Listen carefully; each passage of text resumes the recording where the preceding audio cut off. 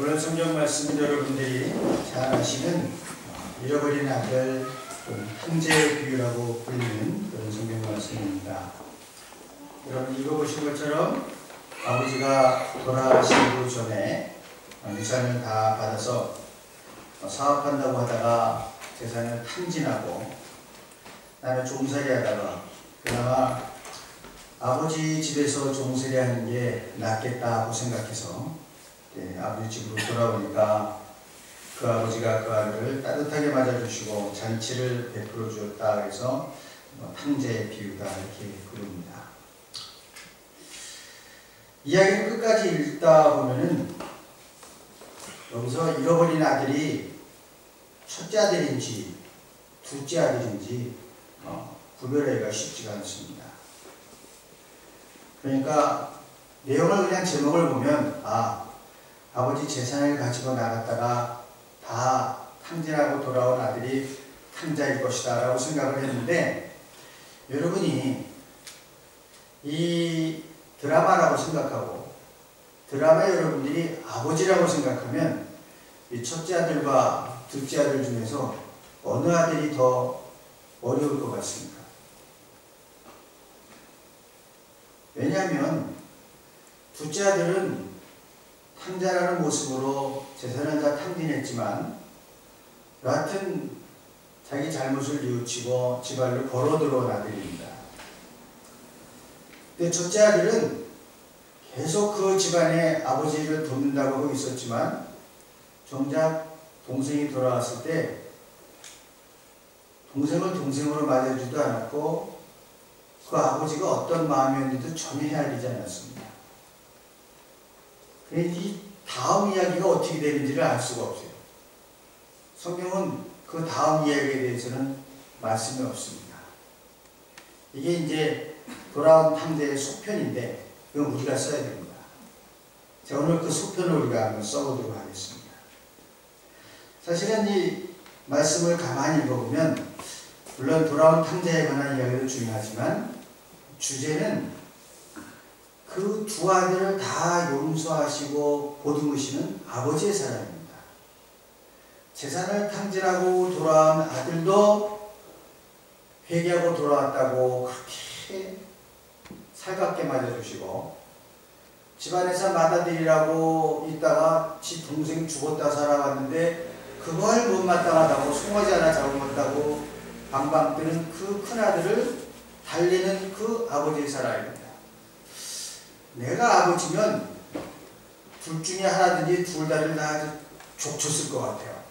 이게 사람 같지도 않으니까 그랬을 것 같은데 아버지가 이 두 아들을 전부 다 맞아주시고 달래주시는 거거든요. 내가 읽으면서 그랬어요. 참, 아버지 노릇하기 힘들겠다. 이런 인자하신 아버지 노릇하기는 참 힘들어요. 자, 믿는 사람들이요, 우리가 이 읽으면서 나는 저 둘째 아들 같잖아요. 저런 죽일 놈이 있나. 그런데 큰아들을 보면서도 역시 여러분들이 스스로 이렇게 나는 저 정도로 못되지는 않았지 라고 생각할지 모르겠습니다만 우리들도 모두 다 이러한 모습으로 둘째 아들이 될 수도 있고 첫째 아들이 될 수도 있는 그런 사람들입니다. 우리가 영적으로 깨어있고 무장하지 않으면 수시로 우리는 이런 첫째 아들과 둘째 아들 사이를 진동하면서 살아갑니다. 무슨 얘기냐면 교회 열심히 잘 나온다고 생각하는데 열심히 나오는 이유가 하나님께 기쁨이 되고 하나님의 마음을 어떤 마음일까 생각한 것이 아니라 뭔가 나를 좀 도와주시고 내일이 잘 되기 위해서 그렇게 시를 나온 거거든요. 이게 뒤틀어지면 하나님도 상당히 섭섭하고 막 서운하고 시험에 들고 그러거든요. 그러니까 집에 있는 탕자입니다. 율법적이라고 그러죠. 그냥 내가 하나님 내가 할 거 다 했다 이거예요. 주일날 빠진 일 없고 11조 꼬박꼬박 했고 근데 왜 나한테 이런 일이 생기냐. 그래서 이게 소화가 안 되는 거예요. 이 아들도 뭐라고 했냐면 저는 아버지 집에서 열심히 일했다고 그랬어요. 여러분이 성경에는 열심히 일했다는 소리가 뭐냐면 히라보로는 종살이 했다는 뜻입니다. 나는 아버지처럼 아버지 집에서 종살이 하듯이 일했는데 염소새끼 한 마리 안 줬다 이거예요. 근데 밖에서 돌아온 저 못된 여성한테 송아지를 잡아주네. 나는 열심히 교회 생활했는데 되는 건 없고 저렇게 맨날 시급점 빼먹고 교회 빼먹는 사람 저 사람이 잘 되냐 이거지. 이것도 탕자예요. 물론 둘째 아들 탕자에 뭐 더 말할 것도 없습니다. 그냥 설렁설렁 개판으로 살아가는 사람. 그러니까 집을 나가 탕자가 데려온 둘째 아들이나 또 집에 있던 형님 탕자나 이 청님은 그러니까 집 안에 있으면서도 집을 나간 마음으로 산 사람입니다. 집 안에 있으면서도 아버지와 마음을 같이 하지 않는 사람이에요. 그러니까 큰형님도 탕자고요. 아들도 탕자입니다. 교회 생활을 하는데 하나님의 뜻을 어기고 방탕한 짓을 한 사람도 탕자지만 교회 안에서도 아버지의 마음 떠나서 내 마음대로 이 복음서를 봐도 마태마가 누가복음을 보는 게 아니라 지가복음으로 오는 사람이 있잖아요. 내가 보고 싶은 대로 보고 나에게 편한 대로 해석하면서 사는. 그러니까 거기에는요 아버지를 사랑한다든가 아버지의 아들이 되었다는 것이 얼마나 소중한 특권이라든가 이런 감격이나 고마움이 없습니다. 나한테 무엇을 안 해준다는 것에 대한 불평은 있지만 내가 지금 주일날 교회에 나와 있다고 하는 게 얼마나 소중하고 감사한 일인지 여기에 대한 감격이 없다고 하는 거예요. 오늘도 이 교회를 꼭 가보고 싶지만 오지 못한 분들이 있습니다. 어저께도 제가 병원에 신방을 다녀왔는데 암으로 수술을 하셨어요. 다행히 수술은 잘 됐는데 그거 오늘 교회 못 나와요. 가보고 싶어요. 수술도 잘 되고 가보고 싶지만 교회 못 나옵니다. 내가 지금 건강한 모습으로 여기 앉아있다고 하는 거 이게 얼마나 감사한 일이고 내가 하나님의 자녀로서 이 세상에 어떠한 난관과 어떠한 일이 있어도 나는 하나님께서 택한 백성이라고 하는 그 자부심과 감사, 감격 이게 없다는 거예요. 그런 것도 탕자다 이런 얘기입니다. 동생 탕자는 뭐 별거 없어요. 회개하고 변화된 마음으로 돌아왔느냐 자세히만 다시 읽어보십시오. 이 동생이 내가 정말 아버지에게 죽을 죄를 졌구나. 돌아가시지 않은 아버지에게 유산 달려서 낳았으니 내가 죽을 놈이다 라고 하는 마음이 하나도 없어. 다시 한번 가만히 한번 그 읽어보세요. 둘째 아들이 집으로 돌아온 얘기는 굶어 죽겠으니까 온 거야. 종으로 하는데 데려가서 돼지를 치려겠네. 그 돼지에 막는 주염 열머리는 게 뭐냐면 이번에는 집어 왔는데 갖고 올 걸 그랬네.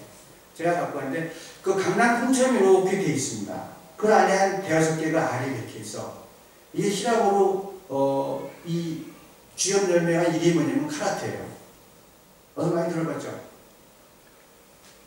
여자들 좋아하는 거 있잖아. 1카라트, 2카라트. 이 열매 크기 하나가 1카라트입니다. 주염 열매가 우습게 보여도 이게 굉장히 중요한 거야. 주염 열매가 딱 그 안에 있는데 딱 요만한 알맹이들이 6개가 쭉 들어가 있는데 그 열매의 크기가 1카라트예요. 다이아 1카라트와 크기가 같아요. 그 카라트의 기원이 어디냐면 이 카라트, 주염 열매의 크기가 다이아 1카라트입니다. 그 돼지들이 먹고서 끓여놓고 돼지들이 먹는 거거든요. 그걸 먹으라는데 굶어 죽게 생겼어. 그러다 굶어 죽게 되니까 떠오르는 게 뭐냐니까 우리 아버지 집에 있는 종들은 그래도 먹을 건 실컷 먹고 먹는 것도 남아도는데 이게 무슨 일이냐. 차라리 내가 아버지 종으로 가서 사는 게 굶어 죽지는 않겠다. 그래서 들어온 거예요. 둘째 아들이 돌아올 때 회개하고 돌아왔느냐 천만의 말씀입니다. 굶어 죽게 됐으니까 온 거예요. 그래서 그 성경을 다시 좀 자세히 들여다보면 우리는 자칫하면 회개하고 돌아온 아들을 아버지가 마주쳤다고 착각하는데 제가 그 성경을 가만히 들여다보면 이 사람은 절대 회개한 사람이 아닙니다. 그냥 이러다가 죽겠다 해서 본능적인 생각 배고파서 돌아온 거예요. 그가 어떠한 동기로 돌아왔든지 간에 아버지가 그를 반겨주고 입맞추고 제일 좋은 옷을 입히고 가락지를 끼우고 신발을 신겨주고 그 다시금 권세와 신분을 아버지의 아들이라고 하는 신분을 다시 보장해주고 세워줍니다. 이건 결코 그가 아들이 될 만한 자격이 있어서가 아니에요. 오로지 아버지의 사랑과 긍휼이 그를 온전히 감싸주고 덮어줘서 아들이 되게 해주신 것입니다. 여기에 중요한 신학적인 문제가 있어요. 이 아들인 자기의 의로 아들이 된 게 아닙니다. 어디까지나 아버지의 사랑과 은혜로 다시 아들이 될 수 있었다고 하는 것입니다. 이게 우리 분명히 알아야 돼요. 이 아들의 입장에서는 그냥 아버지가 인정해 주시는 것을 그냥 송구스러운데 그냥 받아들인 거야. 사실은 유산 다 까먹고 완전 알거지가 되고 들어왔는데 아버지가 아들로 맞아주시는데 이거 사실은 말씀이 아니라 체면이 아니거든요. 우리말로 하면 이거 자기가 다시 아버지 아들이 된다는 게 뭐예요? 상당히 뻔뻔스러운 겁니다. 사실 한마디는 해. 난 정말 이거 받을 만한 자격이 없다는 얘기는 하지만 이걸 그냥 받아들인다고 하는 것은 아주 뻔뻔스러운 아들입니다. 근데 여러분, 이 뻔뻔스러움이 믿음입니다. 이 뻔뻔하지 못해갖고 나 같은 죄는 하나님이 용서하실 수 있을까? 그러고 계속 겸손하신 분들이 있어. 이거 믿음이 아니에요. 그냥 예수 믿는 사람은 하나님의 사랑에 대해서는 염치 없고 뻔뻔스럽게 받아들이는 거예요. 왜? 그거 받아들일 만한 아무런 자격이 없거든요. 여러분 스스로 돌아보고 생각해 보세요. 어느 사람의 일생에도 내가 그래도 하나님의 자녀로 하나님의 사랑을 받을 만하다 얘기할 수 있는 사람이 없어요. 그런 성자도 없고요. 그런데 그 사람을 그대로 받아들이고 영생을 약속하시는 하나님의 자녀를 그냥 받아들인다고 하는 게 우리의 뻔뻔함인데 이게 소위 믿음이라는 겁니다. 그냥 좀 뻔뻔스럽지만 믿습니다가 받아들이세요. 그게 믿음이에요. 제가 왜 이런 얘기를 하냐면요. 세례를 줄 때도 그렇고 믿음 생활할 때도 제가 꼭 그런 사람을 만납니다. 세례를 받으십시오. 아직 세례 받을 때가 안 됐는데요. 근데 속으로 그때가 언제인지 모르겠어. 회개를 다 하고 깨끗이 받을 모양인데 절대 그런 때는 안 오거든. 무슨 언제 때가 오되는 건지 모르겠어요. 실제로 저는 그런 분을 참 안타까운 그런 분을 만날 적이 있어요. 세례 안 받으세요. 제가 10년이 지나도록 세례를 안 받아요. 그 교회 목회라는데. 친구들도 아주 친한 그 친구들도 있는데 그 사람한테 세례를 얘기하는 건 터브예요. 너 날 알면서 그런 얘기하니? 너무 그냥 얘기하다가도 야 이번 성탄절에 세례 받아야지 이러면 싸늘해져요. 그냥 분위기가 썰렁해져. 그냥 저 사람이 왜 세례를 저 도저히 알 수가 없어요. 한 교회에서 어마어마한 죄를 저질렀나? 그게 해결이 안 됐나? 독일 남편하고 잘 살아요. 근데 왜 세례를 안 받냐 이거야. 그러다 어느 날 성탄절 다음날 기차에 뛰어들어서 자살했습니다. 그게 끝이에요. 그랬더니 돌아가시니까 한국에 있는 자녀분 하나님 왔더라고요. 그래서 봤더니까 결혼했다 이혼하고 한국에 와서 다시 독일에 와서 결혼한 거야. 이게 해결이 안 되는 거야. 나 같은 죄인은 하나님 앞에 세례를 받을 수 없다는 거예요. 난 지금도 이 얘기 생각하면 야 그게 그렇게 힘들었나.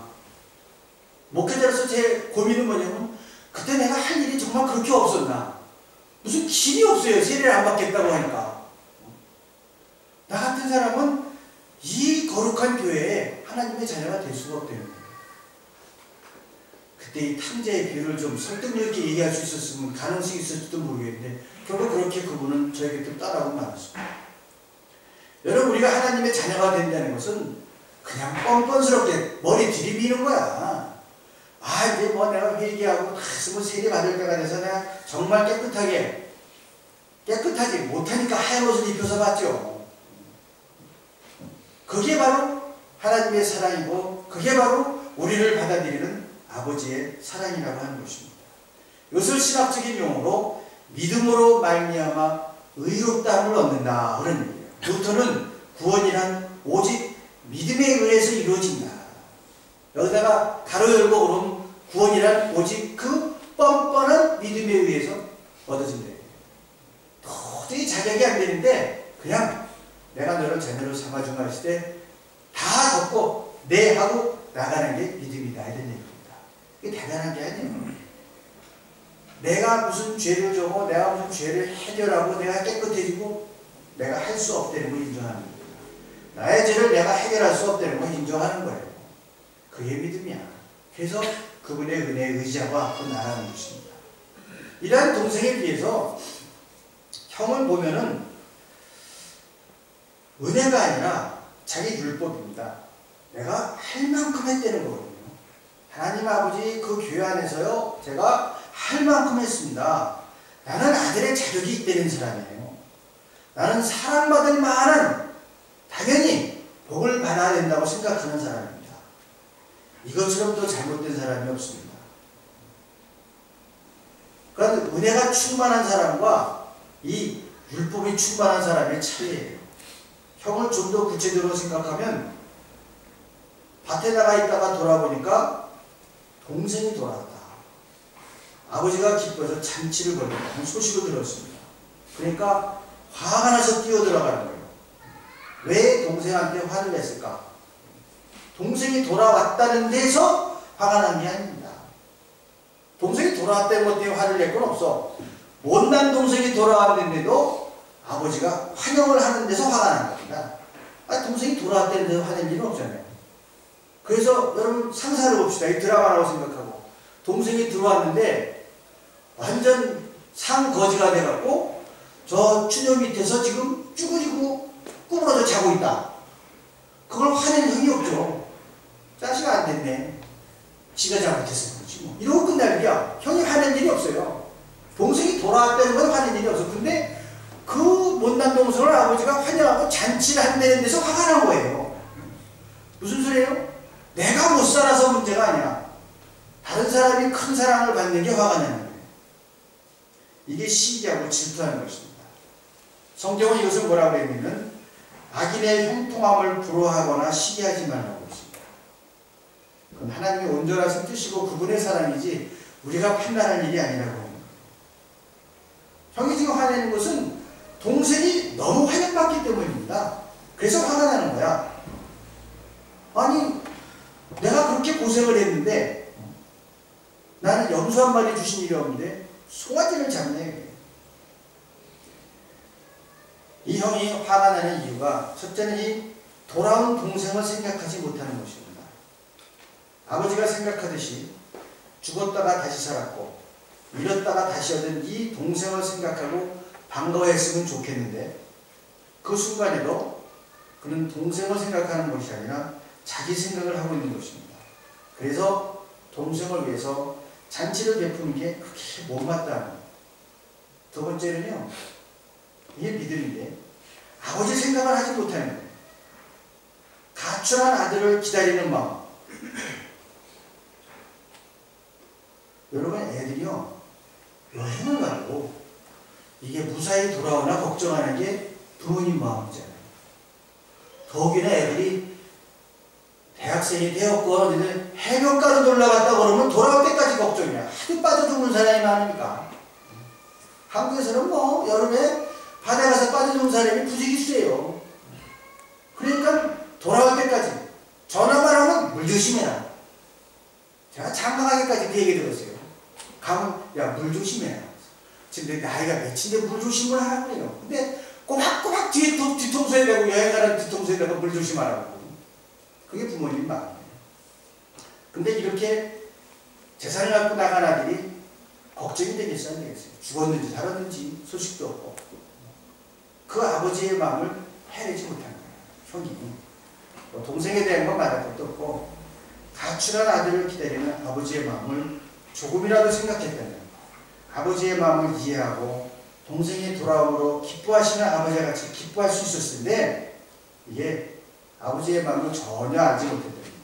그러니까 결론을 얘기하면 형이 아버지 집에 있었던 이유는 아버지를 위해서가 아니라 자기를 위해서야.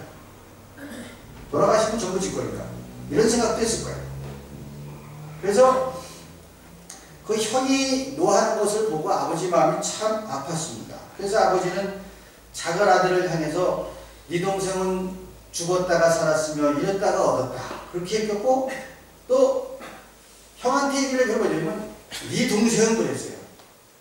근데 이 큰아들이 아버지한테 뭐라고 그러는지 아세요? 당신의 아들이라고 얘기합니다. 지금 우리 세번역에는 이 아들이라고 되어 있는데 원어에는 당신의 아들이라고 나와요. 이게 할 얘기야?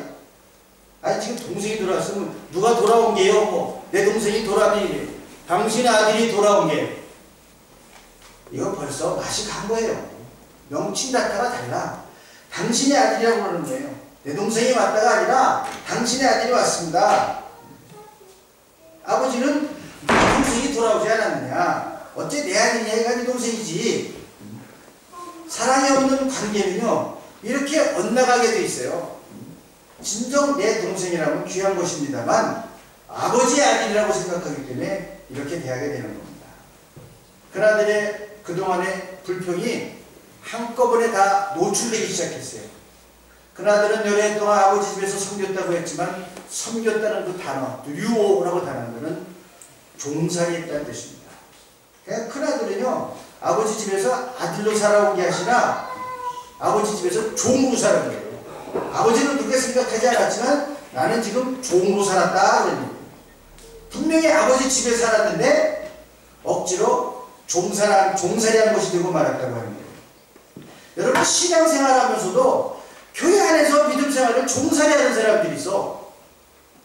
우리가 하나님께 주신 말씀과 하나님 주신 명령을 따라 살 수 있다는 게 복된 일이에요.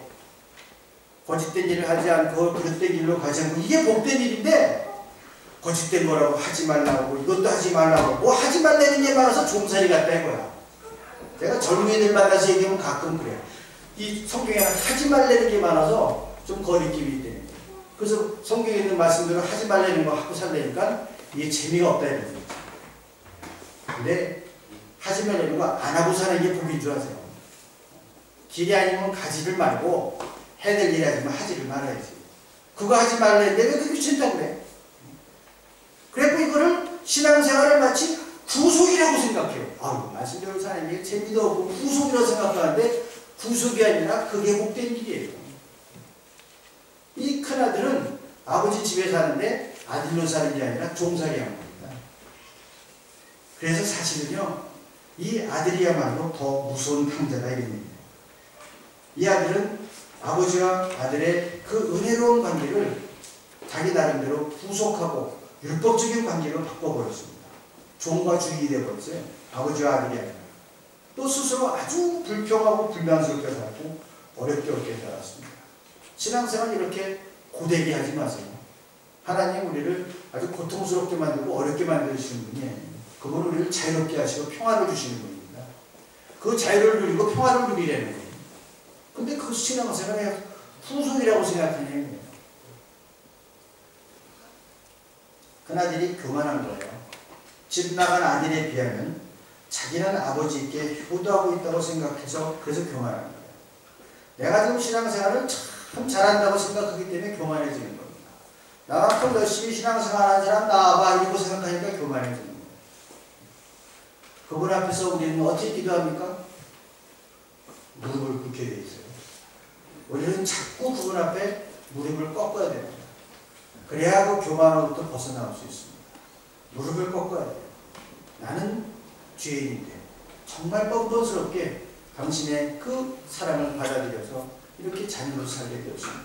항상 무릎을 꺾고 기도하게 되어 있습니다. 그래야 되는데 아들이 교만한 거죠. 그런데 하나님이 나한테 염소새끼 한 마리도 주지 않았대. 여러분 우리는 모두 이 아들들과 같은 탕자들입니다. 이 이야기 중심은 그래서 이 탕자들을 용서하시고 자녀 삼으시는 아버지의 사랑이 이 말씀의 중심입니다. 그 사랑 안에서 이제 우리가 해야 될 일은 말씀으로 기도로 익어가는 사람들에게 요즘 식품에 대해서 연구를 굉장히 많이 합니다. 그동안에는 먹고 사느라고 바빠서 그냥 먹는 게 바빴는데 요즘은 자꾸 이상한 병들이 생기니까 결국 들어가는 게 한방에서도 그러거든요. 모든 병은 들어가는 거에서 나온다는 거예요. 들어가는 게 세 가지래. 공기, 물, 음식이라는 거예요. 들어가서 병 나지 안 들어가서 나는 병은 없다는 거야. 그러니까 좋은 공기 마시고 좋은 물 마시고 음식 가려 마시면 건강할 수밖에 없다는 거예요. 이치가 맞죠? 그런데 공기하고 물이하면 어쩔 수가 없잖아요. 근데 음식은 우리가 조절할 수 있으니까. 그래서 지난주 보니까 거의 일생을 그 트랜스 지방의 연구에 일생을 바쳤던 미국의 학자가 있어요. 트랜스 지방이 뭐냐면 기름이라는 게 원래 이렇게 유동적이잖아요. 근데 이게 굳으면 딱딱해지고 녹이면 녹고. 이거 어디다가 쓰냐면은 그 냉동 피자라든가 마가린이나 뭐 이런 거에 다 트랜스 지방이에요. 이 사람이 연구를 해보니까 고혈압이나 이렇게 한 사람들을 보니까 그런 걸 많이 먹은 사람들 핏줄에 전부 그 지방이 엉겨있게 되는 거예요. 그래서 그걸 계속 주장을 했어요. 벌써 한 3, 40년도부터. 근데 이 식품업계 로비 때문에 잘 받아들여지질 않다가 점점점 받아들여져서 이제는 트랜스 지방 함유를 포함하게 되었고 앞으로 미국에서는 몇 년 안에 트랜스 지방을 폐기하겠다고 해요. 그러니까 마가린 같은 건 진짜 나쁘다는 거야. 그리고 뭐 추려 먹는 거 뭐 이런 것들 전부 다 아주 나쁜 거라고 그러더라고요. 하여튼 뭐 그래가지고 그런 연구를 하는데 그 식품학자들이 얘기하는 가장 이상적인 식품이 뭐냐? 1차, 2차, 3차를 얘기하는데 1차는 생으로 날것으로 먹는 거예요. 그거 괜찮죠. 2차는 가공해서 먹는 거예요. 3차는 뭐냐면 발효식품입니다. 김치, 된장, 청국장, 요구르트. 이게 앞으로의 가장 이상적인 식품이에요. 그래서 모든 식품의 가장 이상적인 형태가 발효식품이에요. 근데 여러분, 발효라는 게 뭡니까? 썩는 거고. 잘 썩으면 발효가 되지만 잘못 썩으면 부패하는 거야. 그건 못 써. 잘 썩으면 숙성이 되지만 잘못 썩으면 썩어서 버려야 되는 거예요. 여러분 인생도 마찬가지입니다. 신앙생활도 잘 썩어야 돼. 그러면 발효가 돼서 가장 이상적인 신앙의 사람이 될 수 있지만 속을 끓이고 썩다가 망가지면 그건 썩어서 버리는 거예요. 우리 인생길에도 속 썩이는 일이 참 많습니다. 머리 터지고 속 썩이는 일이 참 많은데 이것을 가지고 원망하고 불평하면 썩어서 버립니다. 이것이 잘 발효가 되고 숙성이 되면 가장 이상적인 아름다운 신앙의 모습이 될 수 있다고 하는 겁니다. 이 아버지의 사랑에 대해서 우리가 힘들고 어렵고 고통스럽고 어려운 일들이 닥쳐도 이것이 잘 발효가 되고 숙성이 되면 참 아름다운 신앙의 모습을 갖출 수가 있습니다. 썩지 않은 것보다 제대로 썩은 식품이 훨씬 고급 식품이 된다 이런 얘기입니다. 문제는 그 아버지의 사랑을 놓지 않고 끝까지 그 안에서 내가 제대로 발효가 되느냐 이런 얘기입니다. 그러면 아버지의 사랑 안에서 좋은 신앙의 모습을 갖출 수가 있습니다. 그러면 여러분 힘들고 어려웠던 괴로웠던 일들이 어떻게 기억이 될까요? 지긋지긋해. 믿는 사람들은요 자기 과거를 돌아보면서 지긋지긋해 그러면 안 돼. 그 시간에 광야의 이스라엘 백성을 동행하신 것처럼 하나님이 나와 함께 하셨지. 여러분 민수기를 보면 하나님께서 구름기둥과 불기둥으로 우리를 인도하셨다고 했습니다. 낮에 그 뜨거운 햇빛에는 구름기둥으로 우리를 막으시고 인도하셨고 밤에 그 차가운 속에서는 불기둥으로 우리를 덮이면서 같이 하시고 인도하고 보호하셨다는 거예요. 이스라엘의 광야의 생활은 그렇기 때문에 하나님께서 항상 보호하시고 인도하시고 동행하신 삶이었습니다. 거꾸로 얘기하면 광야는 하나님이 함께 하신 삶이라고 합니다. 그러나 인간적인 면에서 보면 광야의 생활은 참 힘들고 척박한 삶이었습니다. 우리의 인생길에도 이런 광야 같은 길을 지나가야 될 때가 있습니다. 그 광야의 길이 있을 때 여러분들이 기억해야 될 것은 뭐냐면 광야의 인생이 힘들고 어려워도 그 시간은 하나님이 가장 나와 같이 가까이 계시는 시간입니다. 내가 광야의 길을 간다고 할 때, 내가 어둡고 컴컴한 길을 간다고 할 때 하나님은 가장 가까이 계실 때고 나를 보호하실 때고 나를 인도하실 때라는 걸 아셔야 됩니다. 그렇게 되면 여러분이 지나온 길은 하나님과 동행한 아름다운 추억의 길이 될 것입니다. 독일에서 사는 여러분들의 삶이 넉넉하지가 않습니다. 어느 사람을 붙들고 얘기해봐도 다 괴롭고 힘든 시간들을 지내야 했던 걸 저는 목회하면서 알고 있습니다. 그래서 제가 소망하기는 그 힘들고 어렵고 곤고했던 시간들이 주님과 동행했던 아름다운 기억으로 고백되어지기를 바랍니다. 돈이 많으면 그 사람을 부자라고 부릅니다. 그러나 추억이 많으면 그 사람은 행복한 사람이라고 부릅니다. 주님과 동행하는 아름다운 추억으로 복된 여러분들이 되시기를 주 이름으로 간절히 축원합니다. 기도하시겠습니다.